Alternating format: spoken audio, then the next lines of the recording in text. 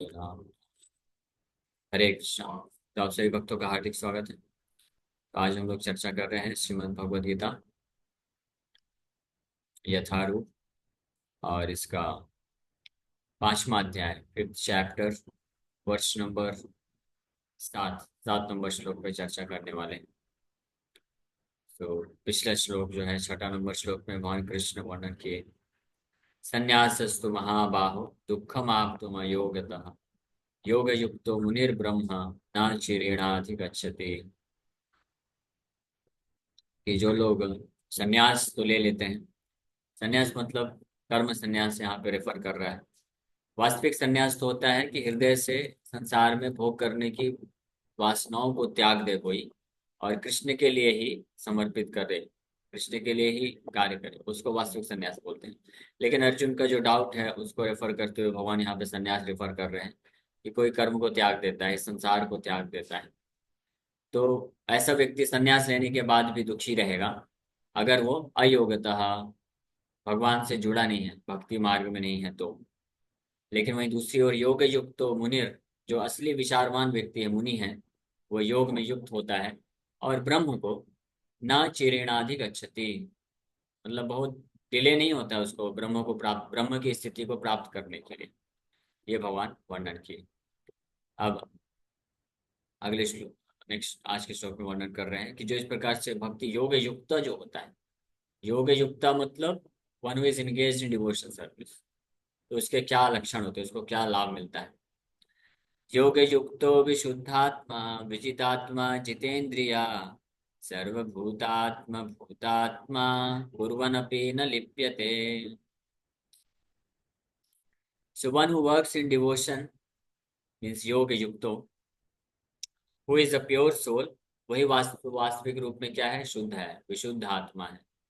And who controls his mind, विजित आत्मा, and senses is dear to everyone, and everyone is dear to him. Though always working, कुर्वन् अपि न लिप्यते, such a man is never entangled। Perfect तरीके से भगवान establish करती है। हाँ, पिछले 3-4 श्लोकों में तो भगवान अर्जुन को बोले कि हाँ अर्जुन, सही बात है, कर्म का संन्यास लेकर भी कुछ लोग करते तो हैं, प्रयास तो करते ही हैं। वो भी एक मार्ग है, मैंने ही दिया है वो मार्ग, ज्ञान, ज्ञान कांड। हाँ, तो वो भी एक मार्ग है निश्चित रूप में। ज्ञान कांड और ज्ञान योग जो है, डिफरेंस है। कर्म कांड और कर्म योग में जैसे डिफरेंस है, वैसे ज्ञान कांड ज्ञान योग में भी डिफरेंस है। ज्ञान योग जो है वो भक्त लोग होते हैं, ज्ञान मिश्रित भक्ति करते हैं, उनको ज्ञान योग बोला जाता है। यानी उसमें भी वो ज्ञान के मदद से भगवान के साथ कुछ डिवोशनल कनेक्शन होता है, भक्ति युक्त कनेक्शन होता है। लेकिन ज्ञान कांड में जो होते हैं वो लोग भगवान के साथ, भक्ति के साथ कोई संबंध नहीं, वो निराकार होते हैं, मायावादी होते हैं। ज्ञान कांड का जो सबसे जो थर्ड क्लास है, वर्स्ट क्लास कैटेगरी है, वो मायावाद। और उसके ऊपर जो ब्रह्मवादी होते हैं, निराकारवादी होते हैं, जिनको भगवान के पर्सनल स्वरूप को स्वीकार नहीं करते हैं। लेकिन ज्ञान योगी जो हैं, वो ऐसे लोग होते हैं, वो वास्तव में भक्ति ही होते हैं। जैसे कर्म योगी है, भक्त हैं, ज्ञान योगी भी भक्त ही है, लेकिन अभी पूरी तरह से शुद्ध भक्त नहीं। उनके अंदर ज्ञान अर्जन करने की जो है लालसा है, ज्ञान मिश्रित भक्ति वो करते हैं, लेकिन भगवान के प्रति सेंटिमेंट्स होता है, भावनाएं होती हैं, भगवान को स्वीकार करते हैं, रिजेक्ट नहीं करते हैं। तो इस प्रकार से भगवान आ, तो ज्ञान कांड के माध्यम से कि संन्यास, कर्म संन्यास के द्वारा सब कुछ त्याग कर देते हैं कर्म को। तो वो एक तरीका वो लोग अपनाते हैं अर्जुन। लेकिन वो कैसे होते हैं, अविशुद्ध बुद्धिया होते हैं। वो ब्रह्मा जी वो श्लोक बोले, हम लोग उसको कोट किए थे 3-4 श्लोक पहले, भगवान जब वर्णन कर रहे थे। जो ब्रह्मा जी ऐसे लोगों को अविशुद्ध बुद्धिया बोलते हैं। और ऐसे लोग जो है केवल और केवल क्या करते हैं, क्लेश कृष्णेण आरूह्य कृष्णेण पतम परम पदम यत, बहुत दुख के साथ है, बड़े तपस्या के साथ भगवान भी ऐसी चीज को बोले, दुखम आप तुम योग्यता, कि वो परम पदम को प्राप्त तो करते हैं, लेकिन वो वास्तव में वास्तविक परम पदम प्राप्त नहीं करते हैं। वो विमुक्त मानिनस, वो मानते हैं अपने आप को कि हम मुक्त हो गए, लेकिन वास्तव में मुक्त नहीं हुए हैं। हाँ, क्यों? क्योंकि अविशुद्ध बुद्धियां हैं, उनकी बुद्धि जो है शुद्ध नहीं है। लेकिन अब यहाँ पे भगवान बता रहे स्पष्ट रूप में कि योग युक्त विशुद्ध आत्मा, लेकिन one who is engage in devotional service, जो भक्ति मैं तरीके से मेरे से जुड़े हुए, अब चाहे वो कैसा भी हो, योग युक्ता, कर्म योग युक्ता है, ज्ञान योग युक्ता है, या भक्ति योग युक्ता है। भक्ति, शुद्ध भक्ति योग, शुद्ध भक्ति योग युक्ता जो है वो तो सर्वश्रेष्ठ है, उसमें कोई डाउट नहीं।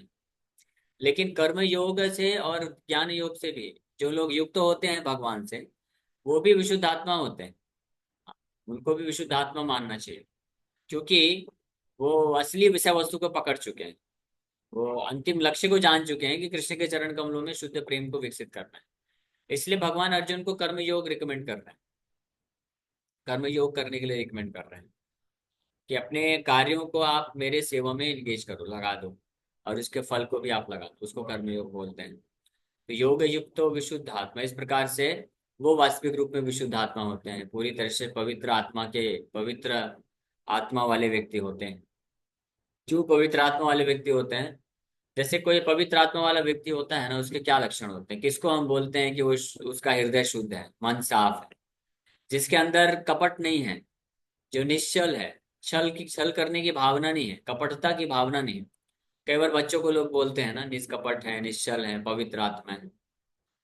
तो वो क्यों बोलते हैं? क्योंकि उसका कारण है, क्योंकि उनके अंदर जो इन एंड आउट सब सेम रहता है, वो ऐसा छल कपट नहीं करना चाहते, इसलिए बच्चे में, क्योंकि उतना बुद्धि भी नहीं है ना अभी छल कपट करने के लिए, जैसे जैसे धीरे धीरे बड़े होते हैं तो फिर छल कपट करना चालू कर देते हैं, वो एक अलग बात है। लेकिन जो योग युक्त होते हैं, शुद्ध भक्त होते हैं, वो बच्चे की तरह निश्चल भाव के होते हैं, छल कपट से पूरी तरह से मुक्त होते हैं। इसलिए सरल स्वभाव, सरल हृदय, शुद्ध हृदय होता है, लेकिन बहुत बड़े बुजुर्ग के समान बुद्धि और चतुराई और ज्ञान भी रखते हैं, तीक्ष्ण बुद्धि भी होती है उनके पास, बुद्धिमान होते हैं, विद्वान होते हैं, स्कॉलर भी होते हैं, एट द सेम टाइम सरल स्वभाव के होते हैं, बच्चे के जैसे। ये कॉम्बिनेशन जो है केवल भगवान के भक्तों के पास ही मिल सकता है। अदरवाइज संसार में अगर कोई सरल स्वभाव का है, तो या तो वो मूर्ख होगा, मूर्ख व्यक्ति ही सरल स्वभाव का हो सकता है। जो बड़े बुद्धिमान होते हैं, जिसके पास बुद्धि होती है, वो प्रायः जो है बड़े ही उसको कॉम्प्लिकेटेड होते हैं।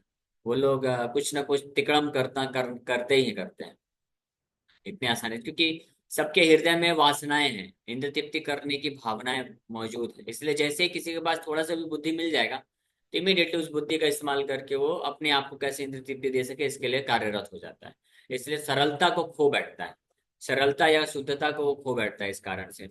लेकिन जो भगवान के भक्त होते हैं, वो लोग बहुत बुद्धिमान भी होते हैं, बुद्धि भी होता है, विद्वान भी होते हैं, लेकिन इंद्र तृप्ति करने की भावना नहीं होती है, इसलिए उनकी सरलता नष्ट नहीं होती है, सरल बने रहते हैं वो। इसके परफेक्ट एग्जाम्पल है हनुमान जी, बजरंग बली। हाँ, एट एक ही समय पे वो बड़े चतुर भी हैं, बहुत बुद्धिमान भी हैं, और बहुत विद्वान भी हैं, शास्त्रों का भी बहुत ज्ञान रखते हैं, और बहुत बुद्धिमान भी हैं, चतुर भी हैं, बहुत शक्तिशाली भी हैं। तो हर प्रकार से उनके पास चीजें हैं, कारण हैं अहंकार होने का, या हर प्रकार से उनके पास सुविधा है चतुराई करके धोखा या कपट करने का। लेकिन इसके बावजूद भी ये सब नहीं करके वो बड़े सरल हृदय के, शुद्ध हृदय के हैं। क्यों? क्योंकि भगवान रामचंद्र के चरण कमल में शुद्ध भक्ति को उनके हृदय में है, शुद्ध दास है वो। और हृदय में कोई ऐसी वासना नहीं है, कोई काम वासना नहीं है कि खुद के इंद्र तृप्ति के लिए कुछ करना है, केवल भगवान रामचंद्र की सेवा के लिए करना है।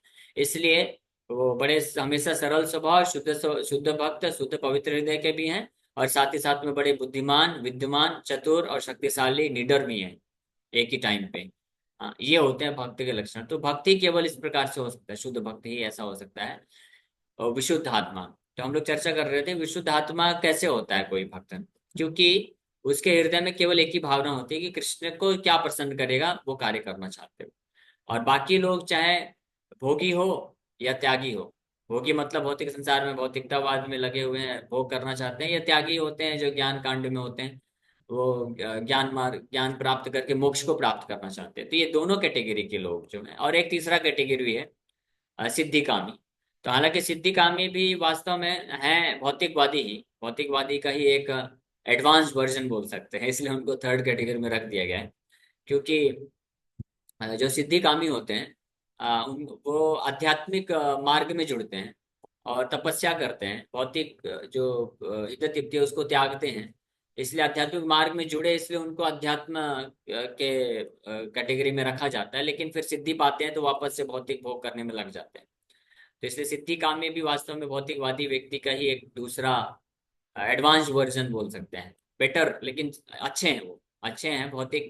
भौतिकवादी जो ग्रॉस मटेरियलिस्ट होते हैं, उनसे तो ज्यादा अच्छे हैं, लेकिन सिद्धि कामी। तो इस प्रकार से भुक्ति मुक्ति सिद्धि कामी सकल ही आसान था, ये सब के सब आसान थे। क्यों? क्योंकि मन पवित्र नहीं, मन में इच्छाएं हैं, कुछ ना कुछ भोग करने की इच्छा है।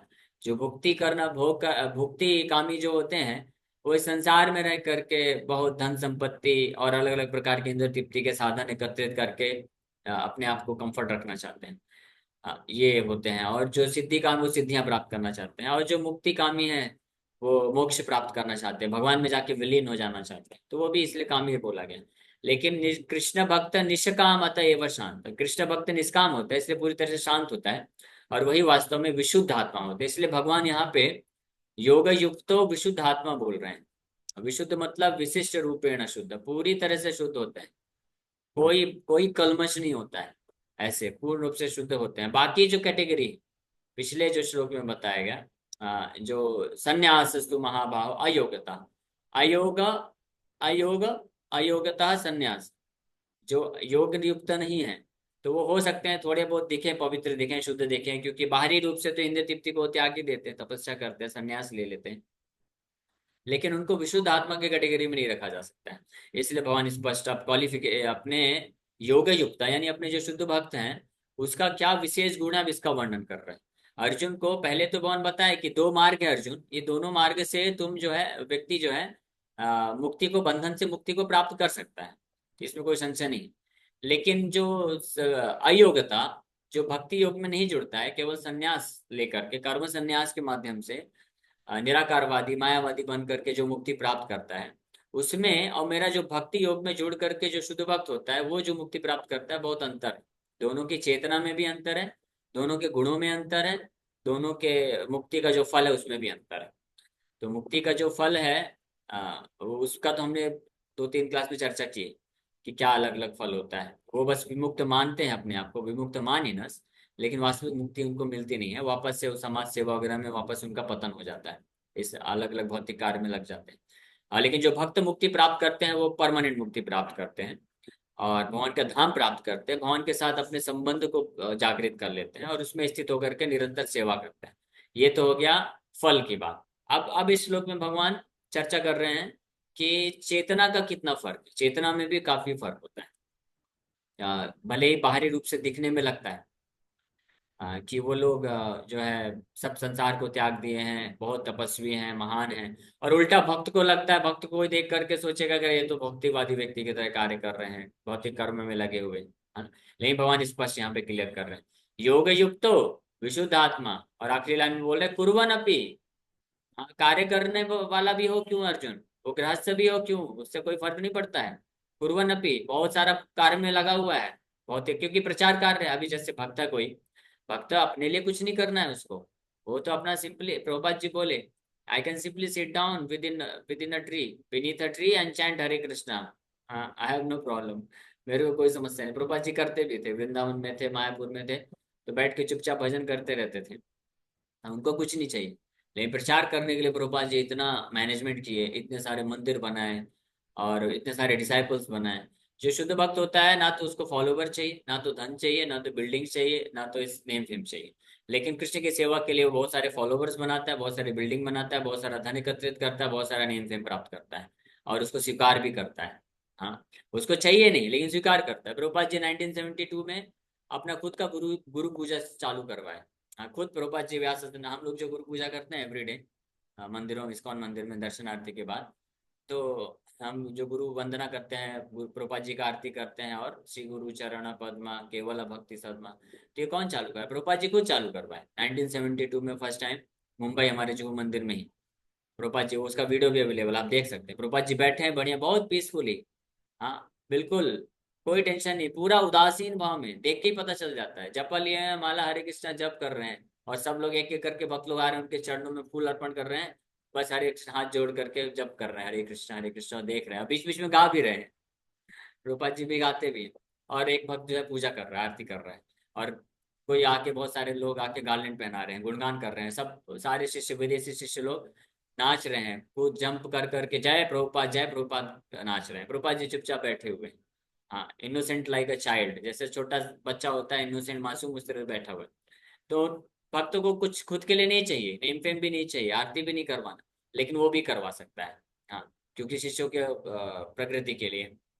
और वो सिस्टम प्रभुपाद जी फिर चालू करके गए। जापान में सबसे पहले व्यास पूजा सेलिब्रेट कराए प्रभुपाद जी, और भक्तों को सिखाए कैसे व्यास पूजा का मतलब क्या होता है, कैसे व्यास पूजा सेलिब्रेट करना चाहिए, सब शिक्षा देके गए। तो इसलिए भगवान यहाँ पे बोल रहे हैं कि कुर्वन अपि, करते हुए भी, ये सब आचरण करते हुए भी जो बाहरी रूप से प्रतीत होते हैं कि भौतिक कार्य हैं, या कोई व्यक्ति अपने इंद्र तृप्ति की संतुष्टि के लिए कर रहा है। भौतिकवादी व्यक्ति संसार में अलग अलग प्रकार के कार्य करते हैं, उनको नेम फेम चाहिए, धन संपत्ति चाहिए और इंद्रिय भोग चाहिए। ये सब के लिए जो जो कार्य करते हैं भौतिकवादी व्यक्ति, वही कार्य कि योग युक्त व्यक्ति कर सकता है, कुर्वन अपि।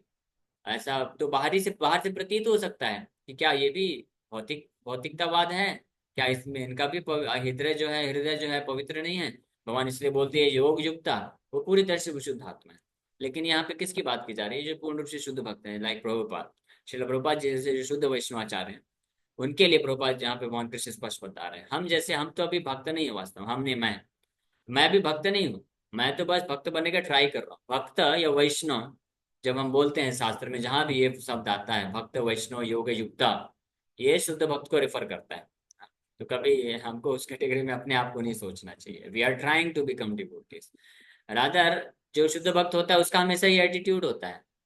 हाँ, किसी ने, प्रभुपाद जी जब अमेरिका गए प्रचार कर रहे थे, तो ज्यादातर सन्यासी लोग पहुंचे अमेरिका और अपने आप को भगवान डिक्लेयर कर दिए, थोड़ा बहुत कुछ जादू दिखा देते थे और भगवान डिक्लेयर कर देते थे। तो प्रभुपाद जी जब पहुंचे तो किसी ने उनसे पूछा, Swami ji are you God, ऐसे करके पूछा।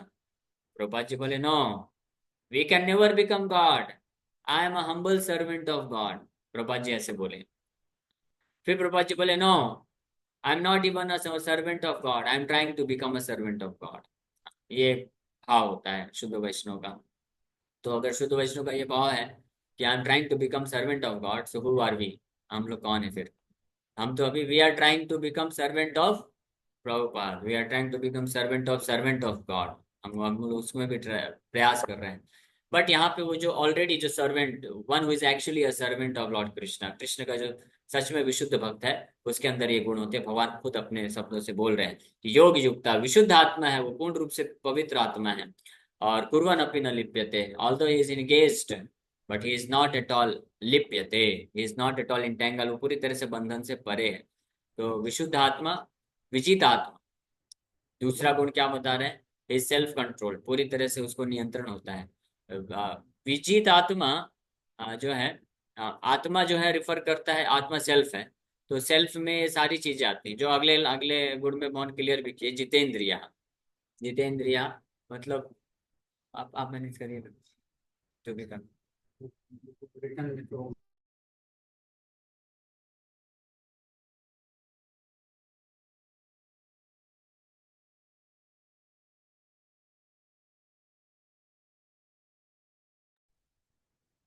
सो विजित आत्मा जितेंद्रिय। हाँ, यहाँ पे भगवान इसलिए आ, बोल रहे हैं। तो विजित आत्मा में सेल्फ कंट्रोल, पूरी तरह से उसको अपने पे नियंत्रण रहता है। और जित इंद्रिया मतलब इंद्रियों को संयमित करके रखता है। तो जो मायावादी होते हैं, जो दूसरे योग युक्ता नहीं है, अयोग्यता है, जो संन्यास लेते हैं, तो वो भी बाहरी रूप से आर्टिफिशियली तो इंद्रियों को संयमित करते हैं, बट एक्चुअली में वास्तव में वो जितेंद्रिय नहीं होते हैं। जितेंद्रिय का अर्थ होता है, प्रभुपाद जी इसके तात्पर्य में भी हो सकता है लिखे होंगे, नहीं तो कहीं अन्य जगह पे लिखते हैं, जितेंद्रिय का अर्थ होता है कि जो अपने इंद्रियों को पूर्ण रूप से कृष्ण के सेवा में लगाता है मात्र, हर क्षण एवरी मोमेंट, हर क्षण जो अपने इंद्रियों को केवल कृष्ण की सेवा में लगा के रखता है, एंगेज करता है, वो परफेक्ट जितेंद्रिय है। He is perfectly in control of the senses, self control होता है। और सर्वभूतात्मा भूतात्मा, ये भूतात्मा फिर से आ गया, सर्वभूत, टू ऑल लिविंग एंटिटीज, सर्वभूत, आत्मभूत आत्मा, कंपैशनेट। आत्मभूत आत्मा का अर्थ रूपा जी लिख रहे हैं कंपैशनेट, दयालु होता है। और सर्वभूत सभी जीवात्माओं के प्रति उसका दया का भाव होता है। या अनुवाद में प्रभुपाद जी लिख रहे हैं, इस mind senses he is dear to everyone, वो सबको प्रिय है, और everyone is dear to him. और हर व्यक्ति भी उसको बहुत प्रिय है। क्यों? क्योंकि भगवान से पूरी तरह से युक्त होने के कारण भगवान के जितने भी गुण होते हैं, दिव्य गुण होते हैं, यस्यास्ति भक्तिर् भवति अकिंचना सर्वै गुणैस्तत्र समासते सुरा, तो सारे गुण भगवान के धारण हो जाते हैं।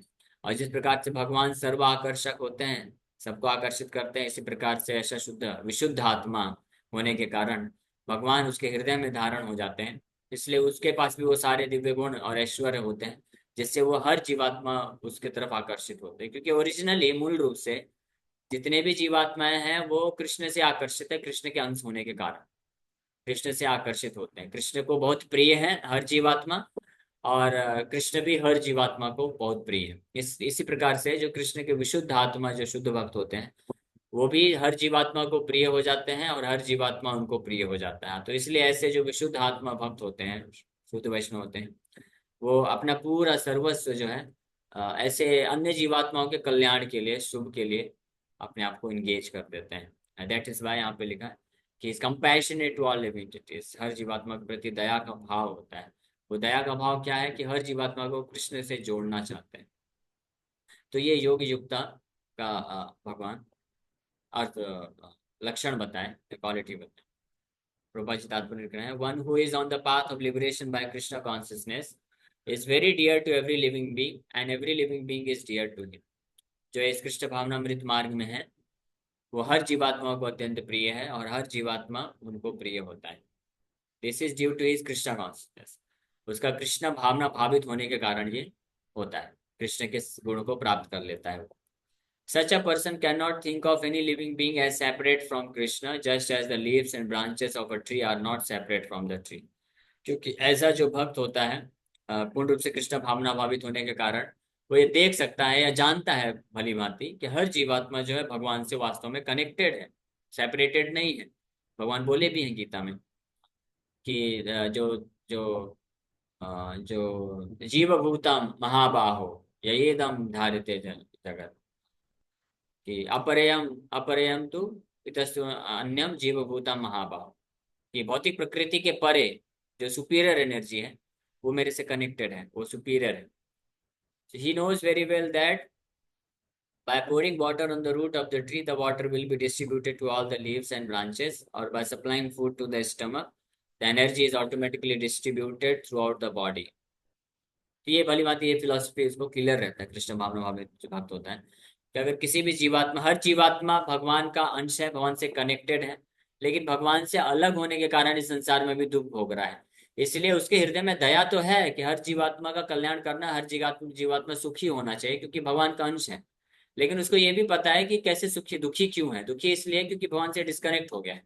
इसलिए वो डायरेक्टली उस जीवात्मा को जाके सुखी बनाने का प्रयास नहीं करता है, वो रूट पे कार्य करता है, कृष्ण को उन तक लेके जाता है, तब सुखी बनते हैं। ऐसे कुछ लोग धर्म धर्म के मार्ग में भी कुछ भ्रमित लोग होते हैं। एक तो होते हैं कि भौतिकवादी समाज सेवक होते हैं, जिनको तो कोई मत पता ही नहीं रहता है कि जीवात्माएं कौन है, वो तो केवल शरीर के लिए कार्य करते हैं। लेकिन कुछ धर्म के मार्ग में लगे हुए लोग भी होते हैं जो ये जानते हैं कि जो व्यक्ति शरीर नहीं है, आत्मा है, जीवात्माओं के बारे में मालूम है, और इसलिए वो दुख व्यक्त करते हैं। वो ये भी जानते हैं कि परमात्मा के अंश हैं और भगवान सबके अंदर निवास कर रहे हैं, इसलिए सबको सुखी करना मतलब भगवान को सुख देना है। इस प्रकार की फिलोसफी बोलते हैं, लेकिन वो इनडायरेक्ट तरीके से प्रयास करते हैं। वो डायरेक्ट जो रूट पे वर्क नहीं करते हैं, वो ब्रांचेस, शाखा शाखा और पत्ते फूल पे जाके पानी डालने की कोशिश करते हैं, वैसे उसको पोषण देने का प्रयास करते हैं। तो उस प्रकार से वो लोग जीवात्माओं को डायरेक्ट जा करके मदद करना चाहते हैं, लेकिन वो असली रूप में मदद नहीं करेगा। जो वास्तविक रूप में धर्म का आचरण कर रहा है, जो वास्तविक रूप में कृष्ण भावना भावित है, वो इस बात को भली भांति जानता है कि जब तक कृष्ण जो कि रूट है सभी जीवात्माओं के, और सारी जीवात्मा उनके अंश है, जब तक उनको जाके हम संतुष्ट नहीं करेंगे या जब तक उनसे हम, कृष्ण से हम अन्य जीवात्माओं को कनेक्ट नहीं करेंगे, तो किसी को वास्तविक रूप में सुख प्राप्त नहीं होने वाला है। इसलिए वो इस प्रकार के प्रीचिंग वर्क, भक्ति के प्रचार कार्य में वो अपने आप को लगाते हैं। सो समय हो गया है, ठीक है, कुछ क्वेश्चन ले लेते हैं, इस तात्पर्य को कल हम लोग और चर्चा करेंगे। Thank you very much. Hare Krishna Krishna Krishna Hare Ram Hare Ram. Yes, किसी बात का कोई प्रश्न है पूछ सकते हैं। प्रभु जी। हरे कृष्णा। आप हेलो प्रभु जी, सुन रहे हैं हाँ ना? यस माता जी, हाँ सुन रहा हूँ सुन हाँ। रहा हूँ। हाँ प्रभु जी, आप आपका एग्जैक्टली टाइमिंग बताना ना, कब होता है क्लासेस, क्योंकि ना मुझे पूरा पहले और स्टार्ट ओके से ओके, नहीं मैं जमता है। बता देता हूँ। यस अनुज प्रभु। प्रभु जी, हाँ हाँ, बोलिए आज बोलिए। एक जन को मैंने बोला भगवत गीता के लिए। आवाज आ रही है प्रभु जी? हाँ आ रही है, आ रही है। प्रभु हाँ जी आज बोलिए प्रभु जी, मैं सुन पा रहा हूँ। हाँ, एक जन को मतलब एक माता जी थी, उन्हें मैंने बोला कि भगवत गीता तो आपका आवाज कट जा रहा है। की। अरे प्रभु जी, अभी तो भगवत गीता सबके पास हो गया है, क्या करूं? आपका आवाज प्रभु जी क्लियर नहीं है, कट जा रहा है। नेटवर्क। चाहते हैं तो फिर से रिपीट कर रहे हैं कि प्रभु जी कई लोग बोलते हैं इम्पैक्ट जो डिवोटी होते हैं कच्चे डिवोटी होते हैं बिगिनर वो भी बोलते हैं कि प्रभु जी हम लोग अच्छा काम करें इसलिए सफरिंग में हैं। जो गलत काम करते हैं वो बहुत दुखी हैं। कलयुग में ऐसा उल्टा होता है। हम अच्छा काम भक्ति करते हैं, हमसे अच्छे काम करते फिर भी दुखी हैं। और जो गलत काम करते हैं, गलत काम और ही नशा मांस जो भी है, वो बड़े सुखी होते हैं, बड़ी समृद्धि होती है। तो ये जो हमारे नए और कच्चे डिवोटी हैं कि जो भी हैं, बहुत सारे लोगों को ये भ्रांति होती है। तो इसको थोड़ा अच्छे से बोल रहे हैं बताएंगे तो उनका माइंड बड़ा क्लियर रहेगा। वाई वी आर सफरिंग, ये बड़ा लंबा टॉपिक होता है। ओके। तो इसका तो हालांकि अभी उत्तर तो पता ही होता है सबको। अभी हम लोग अलग से कुछ तो नहीं बता सकते। ये कर्म का हिसाब किताब है। आपने जैसा जो किया है, तो यहाँ की गवर्नमेंट में आप अगर कुछ करते हैं तो अपने आप को बचा सकते हैं, धोखा दे सकते हैं। लेकिन भगवान की गवर्नमेंट में कोई धोखा नहीं दे सकता है। इसलिए कभी ये नहीं सोचना चाहिए कि देखो वो तो इतना गलत काम कर रहा है, फिर भी बिंदास से मजे में घूम रहा है, उसको क्या हो रहा है, तो हम भी फालतू क्यों ईमानदारी से रहें और धर्म का पालन करें, हम भी मस्त रहते हैं, धोखा तो करते हैं और मजे में रहते हैं। नहीं, वो मजे में अभी है, लेकिन सुप्रीम गवर्नमेंट देख रही है और उसको सजा देगी। वो समय आने दीजिए बस। और अभी मजे में इसलिए है क्योंकि पूरे जन्म के उसके पुण्य कर्म है। उस पुण्य कर्म के बल पे उसको ये सब सुख सुविधा मिल रही है, इसलिए वो मजे में है। तो ये पूर्व जन्मों का हिसाब किताब है। हमको ये तो एटलीस्ट ये तो बहुत ही लॉजिकल है, रीजनेबल है। इसको तो स्वीकार करना ही पड़ेगा। इसको अगर हम स्वीकार अगर नहीं करेंगे, तो हम संसार में हमेशा दुखी रहेंगे। क्योंकि इस संसार में आपको कोई ना कोई, आप कितने भी धनी बन जाएं, कितने भी सुखी बन जाएं, कोई ना कोई व्यक्ति आपसे ऊपर मिल ही जाएगा आपको, और उसको देख देख कर आप जो है ईर्ष्यावश, या उसको देख देख करके आप दुखी होते रहेंगे, है ना। और दूसरा, तो इस प्रकार से ये समझना बहुत जरूरी है। इसलिए महत्वपूर्ण है कि हम भगवत गीता को बहुत अच्छे से पढ़ें, समझें, रेगुलर क्लास अटेंड करें, तब समझ पाएंगे। ठीक है। कि किसने देखा पिछले जन्म अगले जन्म में क्या होगा, अभी सामने क्या है उसका क्या करें। पुनर्जन्म को नहीं मानते हैं तो अभी क्या बोल सकते हैं। अब गीता पढ़ना चाहिए, इसलिए पढ़िए समझिए। इसके तो बहुत सारे प्रूफ है वैसे तो पुनर्जन्म के, कि हम लोग वैज्ञानिक प्रूफ भी हैं। देखते हैं कि बच्चा छोटा होता है, वो बड़ा कर होता है, फिर बूढ़ा होता है। भगवान खुद गीता में एग्जाम्पल देते हैं, देहिनोष्म यथा देह कौमारम यौवनम जरा, कि हम लोग ये शरीर नहीं है। ये बहुत महत्वपूर्ण है, कोई भी समझ सकता है। और कितने सारे ऐसे केस हुए हैं आजकल, तो यूट्यूब में भरा पड़ा है, आप बस लिख दीजिए पुनर्जन्म, री इनकारनेशन। बहुत सारे हकीकत के केस निकल चुके हैं, जिसमें लोग पिछले जन्म का अपना याद करते हैं। तो पिछला जन्म, अगला जन्म, ये सब होता है, कुछ अपने आप नहीं हो सकता। कोई भी प्रश्न कैसे थोड़ा भी बुद्धि होगा तो इस्तेमाल करके जान सकता है कि अगर हमारा पूर्व जन्म नहीं होता है तो किस आधार पे हमको ये जन्म मिला है। कोई कोई व्यक्ति बचपन से विकलांग क्यों पैदा होता है, कोई व्यक्ति गरीब के यहाँ क्यों पैदा होता है, कोई अमीर के यहाँ क्यों पैदा होता है। यानी पूर्व जन्म तो कुछ इतिहास है, उसका पिछला कुछ कर्म है। किसी के पिछले कर्म खराब है, इसलिए उसको ऐसा ऐसा शरीर मिला है, विकलांग हुआ है या गरीब घर में पैदा हुआ है। या किसी का पुण्य अच्छा है, कर्म अच्छे हैं, तो उसको अच्छे गरीब परिवार में जन्म मिला है। तो उसी प्रकार से, उसी लॉजिक से, अगर हम इस जन्म में अच्छे से कार्य करेंगे, शुद्ध आचरण रखेंगे, तो हमको अगला जन्म अच्छा मिलेगा, स्वर्ग में मिलेगा या ईश्वर धनी परिवार में जन्म मिलेगा। और हम इस जन्म में भी केवल इस अहंकार में रह जाएंगे कि क्या होता है, मैं सब कुछ हूँ, मैं जो करता हूँ वही सब कुछ है, और अपने मनमाने तरीके से कार्य करेंगे, तो फिर अगला जन्म आके हमको सफर करना पड़ेगा, दुख भोगना पड़ेगा। तो बस थोड़ा सा बुद्धि का रिक्वायरमेंट है। अगर थोड़ा भी बुद्धि किसी के पास होगा तो आसानी से समझ सकता है कि हमारे कंट्रोल में कुछ भी नहीं है जाता, और हमारा पूर्व जन्म होता है और अगला जन्म भी होता है। हम जैसा करेंगे वैसा अगले जन्म में हमको भुगतान करना ही पड़ेगा। तो इस गीता को अच्छे से पढ़ेंगे तो समझ पाएंगे।